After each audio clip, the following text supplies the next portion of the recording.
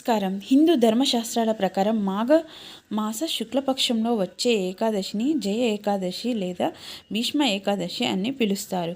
అత్యంత శక్తివంతమైన ఈ ఏకాదశి వ్రతాన్ని ఆచరించడం వల్ల కలిగే పుణ్యఫలం 2026 సంవత్సరంలో ఈ తిథి ఎప్పుడు ప్రారంభమవుతుంది మరియు పారణ సమయంలో గురించి ఇప్పుడు వివరంగా తెలుసుకుందాం.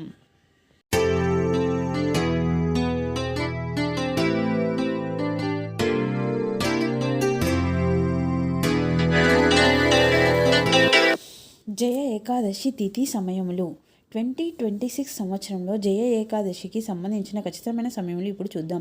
భక్తుల సమయాలను గమనించి వ్రతాన్ని ఆచరించవలసిందిగా విజ్ఞప్తి.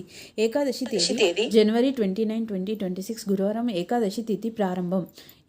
జనవరి 28 బుధవారం మధ్యాహ్నం 2:21 ఏకాదశి తిథి ముగింపు 29 జనవరి గురువారం ఉదయం 11:58 వరకు.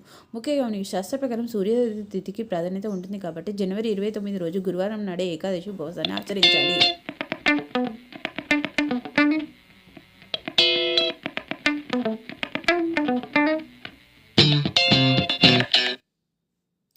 పారణ సమయము ఉపవాస విరమణ.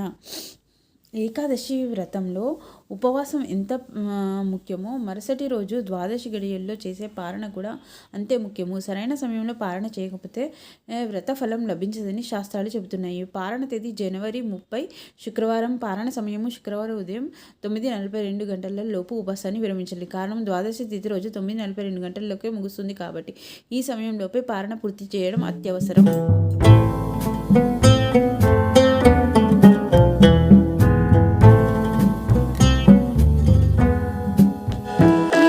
ఏకాదశికి ఒక ప్రత్యేకత ఉంది. దీన్ని భీష్మ ఏకాదశి అని కూడా అంటారు. పురాణాల ప్రకారం ఈరోజు ఉపవాసం ఉండి శ్రీ మహావిష్ణువును ఆరాధించడం వల్ల పితృదేవతలకు మోక్షం లభిస్తుంది.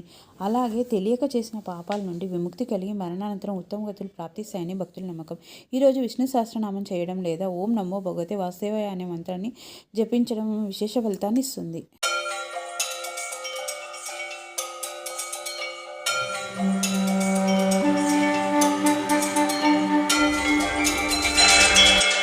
ఈ సమాచారం మీకు ఉపయోగపడుతుందని ఆశిస్తున్నాను. ఈ పవిత్రమైన జయ ఏకాదశి రోజు ఆ భగవంతుని కృపా కటాక్షాలు అందరిపై ఉండాలని కోరుకుంటాను.